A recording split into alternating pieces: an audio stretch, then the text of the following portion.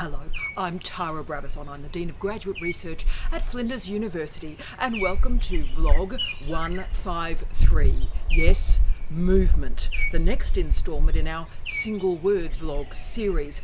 And quite appropriately, I'm coming to you this week from Scholar Street, from the University of Macau in Macau. How glorious and gorgeous is this? And yes, a very early morning. Once more, I'm recording outside. Apologies for weird things you may hear, or indeed weird things that you may see. But it is early, so let's see if we can quietly do this before the rest of the students wake up or arrive on campus. So this vlog arrived through several requests from our soon-to-be finished PhD students, with that usual request, what's going to happen next? And that's why movement was the focus. But also we have a large number of PhD students that are about to start. And as I always say, you should start with the end in mind. And the end, the point of scholarship, is movement. So we're dealing with all sorts of different movement today. Movement of people, movement of jobs, movement of ideas, movement of money as well. So let's get into it. But I want to start off with theoretically my bias. And I'm using the word bias as Harold Innis did, rather than sort of a political bias. This is how my frock is being cut this week, the bias of my argument. I'm arguing that our culture, our life, our world has moved, has changed. It's changed from a cosmopolitan sociology, if you will, best used by Ulrich Beck, but also John Urry and Scott Lash, and it's moved to claustropolitan sociology, claustropolitanism. And claustropolitanism was best investigated and is best investigated by the late great Paul Virilio, my wonderful beloved late great husband Steve Redhead, but also the remarkable ultra realist criminologists, with a big hello to James Treadwell, to Simon Winlow and to Steve Hall. Gentlemen, my respects. You are changing the world, and I think we all know that. So cosmopolitan sociology was part of a centre-left liberalism, so a centrist multiculturalism, if you will. The notion that the world is going to be all right. We're going to go through some changes, there's going to be some bumpy times, but we're all going to be fine. The challenge with that model is, of course, what happened after September 11 and the global financial crisis. It became very, very clear very, very quickly that it was not going to be okay, that the world had permanently transformed, because people, whether we're talking about terrorists or bankers or citizens or scholars, all of a sudden started to say the unsayable and do the unthinkable. So instead of all of us getting along quite happily in this multicultural paradise, we've ended up in claustropolitanism. So we're going to summon the full Joy Division and New Order today. To quote that great Joy Division lyric, you can feel it closing in. So we feel like there are few options for us right now on the planet. We are trapped. And yes, we can feel it closing in. So therefore, I'm going to investigate our current reality through the gauze, through the lens of claustropolitanism, and how that's impacted on work, the economy, our society, social structures, and yes, even our family structures. So what I'm going to do is use this model to help you think about movement as a PhD student and soon to be post-PhD student. I want you to think about what it means to be a scholar, what it means to be a teacher, what it means to be a researcher in these claustropolitan times. So I'm going to pick just 5 areas for your consideration to think about movement in different ways, and one or more of these may be appropriate for your particular life stage and paradigm. So let's start with number 1, the crucial one really, finding work. Now, as we know, about 40% of PhD students these days remain in universities, and about 60% of our PhD students go and work into a diversity of industries. So that's great, you've got choices, that's important. But can I say, life in academia, life in universities, such as the beautiful University of Macau, life is not in universities is not what it was. And I'm not being nostalgic there. We've now got adjunct appointments, contract appointments, casual appointments. So the notion that being an academic is a great and wonderful and stable and permanent thing or entity is simply not the case. Most universities now are run on and fueled by casualised labour. So outside of academic life as well, life work is incredibly tough and incredibly competitive. More people have university degrees than at any point in history, and more people have PhDs than at any point in history. But I've activated one rule, one truth, one trope in my life that I know to be accurate. And that is, if you are prepared to work anywhere in the world, then you will always be able to find a job. Now, I've lived that truth. We live in a time of labour surplus. All of us have to keep applying for work, keep being competitive, get in there and fight it out. It's going to be tough to get a job, but you've got to be prepared to go anywhere to get that job. And remember, this is a claustropolitan world, a xenophobic world. This is not going to end well, ladies and gentlemen. There's not going to be a benevolent mentor who is going to help you with networking and enable you to get a job. Your benevolent mentor might be battling to hold on to their own job, let alone try to get you one. Remember, we live in selfish, self-absorbed times. So you're going to have to fight and fight hard to get work. You're going to have to get in there and grit this out. Go hard, go tough, fight ugly, but get a job. So if you want to be in work, you're going to have to work really hard to get there, to progress that reality. Now, that means you're going to have to move, and move anywhere in the world. Now, that truth I've just uttered there is a deal breaker for most people because you can't move. You've got a partner who's in stable work who can't move. You've got kids and caring responsibilities. You've got parents and caring responsibilities, and maybe both. Therefore, you can't move, full stop. So therefore, you are a captive market for your university. The old rule from John Urry, though, does apply. Those who move have power. Those who can't move, who are immobile, are powerless. So if you geographically can't move, and most people cannot, then your employment options are truncated, and truncated with incredible change and difficulty. So that means you're limited to a particular city or to a particular town. But fear not, there are other options for your movement. Let's go to 2. Our second movement the second, involves teaching. Now, as we all know, teaching is a gift to the planet. It is a great gift every single day to have the opportunity to learn. And indeed, being a teacher is a profound act of citizenship and selflessness and compassion and care. Teachers are special and spectacular humans. But with online learning and online teaching, you're suddenly not limited to geography and the work you can conduct. So you might be resident in Mount Gambier, Hi Sue. You might be resident in Mount Gambier, but you can do online teaching and learning work, that is, be paid for it, in Adelaide, at any of the Adelaide universities, in Melbourne, in Perth, in Viva Rock Vegas, at Central Queensland University. So this is the advantage of globalisation. So remember, on your profile on LinkedIn in particular, present the diversity of your teaching skills. And most importantly, keep your ear to the ground. Let me explain why. Casual teaching, ladies and gentlemen, is granted in a really arbitrary fashion. You might think you're missing out on what's going on and there's insiders and all the rest of it. Actually, that's not the case. Invariably, it is about who you know. Can I say, as a former head of school, teaching is often granted in absolute desperation. Let me tell you what happens. So semester's starting in a couple of weeks, and the person you lined up to do that teaching in that particular online course all of a sudden pulls out.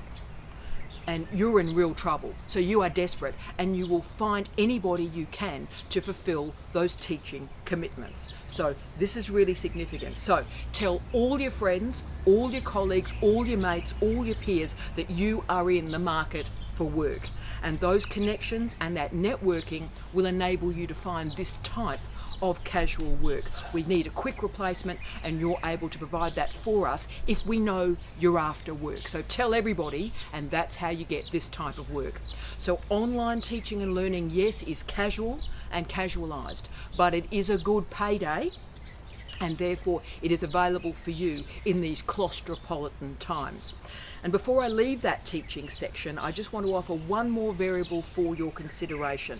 This is another movement opportunity, and that is at least once a year, make sure you take something that happens in your teaching and move it into research. This might be teaching-led research, it might be SOTL, the scholarship of teaching and learning. But can I say, this is a particularly important area. So say you're delivering a lecture series, and there's one particular lecture, and we all know when we've done this, that's absolutely stunning and stellar and at the cutting edge of research. Now, it is important, I think, that you develop that lecture beyond the singular, synchronous delivery in a lecture theatre. You've done all the work, so why not capitalise on it?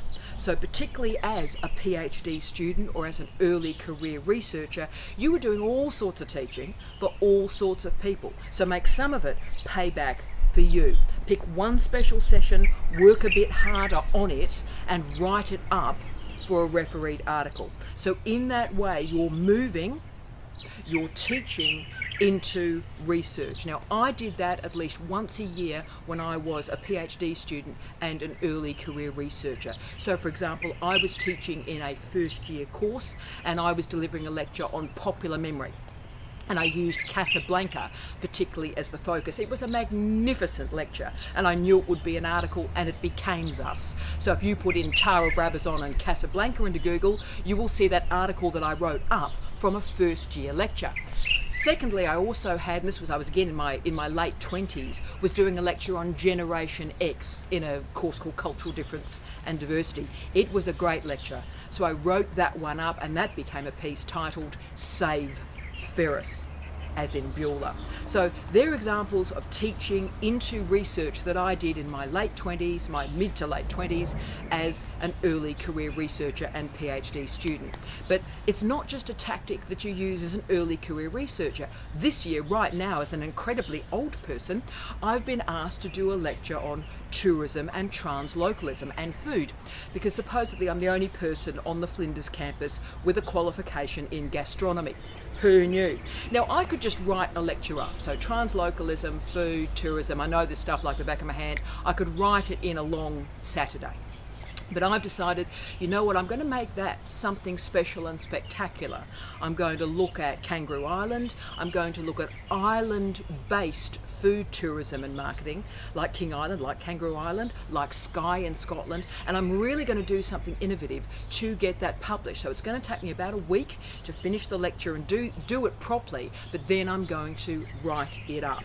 So as you can see, this is a great example of an outstanding lecture, not getting stuck in a synchronous and an analog delivery, if you will, in a lecture theatre, but moving it beyond there into a lifelong, and you know, a lot of my articles are still available online, in fact just about all of them are, so for your entire career that single lecture moves about in new and interesting ways through research. So we're going to continue this theme of research movement for our third point of consideration, the third movement, and that is open access. Now, if you're not publishing in an open access journal, then ask yourself why, and then reconsider and then publish in an open access journal. Really, it's a no-brainer. There are many reasons to publish in an open access journal. Firstly, we are paid by the Australian taxpayer, so I think it's very important that our research have that open access currency. The people who pay for it are able to read it, so it contributes to citizenship. Great. But there are also more selfish reasons that you need to publish in open access journals. And the first obvious reason is the citation rate is so much higher on open access in comparison to the closed publisher journals. So if you want people to cite, to find and use your research, yes, you better publish in open access journals. The other great advantage is you can take the URL from your article and send it around social media so all sorts of new audiences can find your work. People are one click away from reading your research. How fantastic is that? And just a reminder too, and I've been hearing this a bit recently when people say, oh, you've got to pay for open access. I go into meetings and people say, oh, but it's so expensive to publish in open access. Let me just again reply to that with truth.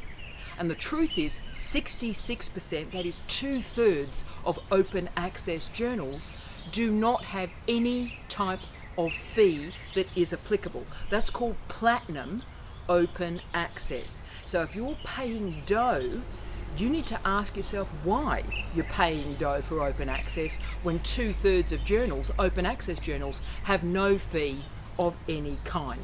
Okay, my fourth intervention through movement is again building on that new audiences for your research, and this is so incredibly important, team. I think all of us, even as a PhD student, we make assumptions about the audience for our research in terms of the disciplines, in terms of the theory or paradigm, even in terms of nations. And that can hold us back. Those assumptions about the audience or readership for our research really can truncate what we do and how we express ourselves. So what I want you to do is think about the new audiences for your research. Are there interdisciplinary arches and disciplines that you can deploy? Are there COPs, communities of practice, that you can access and activate? And I'm thinking about this particularly for our wonderful students and colleagues in health and education. There's all sorts of communities of practice that your research can work with. Incredibly important. There are also layers of government and professional journals and policy work that you can engage with as well. So much I think of our discussion about impact and engagement is based on finding ways to translate, to move your research into new areas, new fields, and new paradigms. So I do want you to overtly and with consciousness think about the audience for your research, and also think about your assumptions about that audience and how that may actually be holding you back. I want you to think about how you can change maybe the tone or the language or the way in which the argument is constructed to broaden out and translate your research. So my fifth strategy builds on that one, and it is of course about social media. And I wanted to start with a really, really funny story. I think it's really, really funny, but maybe most people don't think it's funny, but I still think it's really, really funny. So let me just tell the story. I was at a gig, I was at an event, and a supposedly very distinguished senior professor came up to me, and he was horrified. Yes, he was horrified. Yes, he was disgusted. He used the word disgust. He was disgusted that a PhD student had provided a link to their research via Twitter. He described this as crass. He described this as disgusting. He argued that research should be published and simply find its own audience. Now let's be clear on this. This guy was a professor with all the money and the power and the tenure and the permanence that comes with that title. And he was cross at a PhD student who had done something incredibly clever. Use social media to actively find an audience for her research. So that wasn't horrific or disgusting or crass. That was brilliant and innovative, and yes, so right. Making people aware of your research is not crass. That's good public citizenship, okay? It's also brilliant and necessary in a cluttered digital age. So what this professor was responding to was disintermediation, so a loss of links in the supply chain between producers and consumers, or a writer and their audience. So this professor had configured a hierarchy, a nostalgic hierarchy, can I say, that empowers the already empowered. So, you know, I've published in Nature, so my business is now concluded. Really? Remember, we've talked about it a lot in earlier vlogs, that you can't even assume that the citation rate in Nature is going to get you through, because we all know in Nature, a very few articles in the history of Nature have been cited tens of thousands of times. And of course that skews the rest of the citation rates for the articles. So now, through open access and open publishing, the playing field for all scholars, including PhD students, is evening out nicely. And with social media triangulation, early career researchers just like you are able to find these fantastic new audiences for your work. Now, you send the link out, people can choose to read it or choose not to read it, and that's cool. But researchers have a right, and I would argue a responsibility, to inform people that this research is available for them to have a look at. And look, it may be interesting for particular groups that you haven't even considered yet. And can I say, that's a great use of Twitter. Use LinkedIn, use Facebook. Allow people to find the interesting ideas. Allow them to do that. And of course, when you do that, you continue to flatten the academic hierarchy. And I would argue that's a really good thing. Bring the readers to your research. Remember, you are moving your ideas into the world. That's great. You keep doing that. It's not crass, it's brilliant, and it's showing imagination. You keep going. So this week has been brought to you from the University of Macau. It's also been brought to you by New Order and Joy Division Movement. And I've presented, I think, 5 very interesting strategies for your consideration about work, about teaching, about SOTL, about social media, and thinking about the audiences for your research, moving ideas to a new place. And actually, isn't that the point of scholarship? It's one of the reasons that I'm here today at the University of Macau. So I wish you all love, light, and peace. Tea out.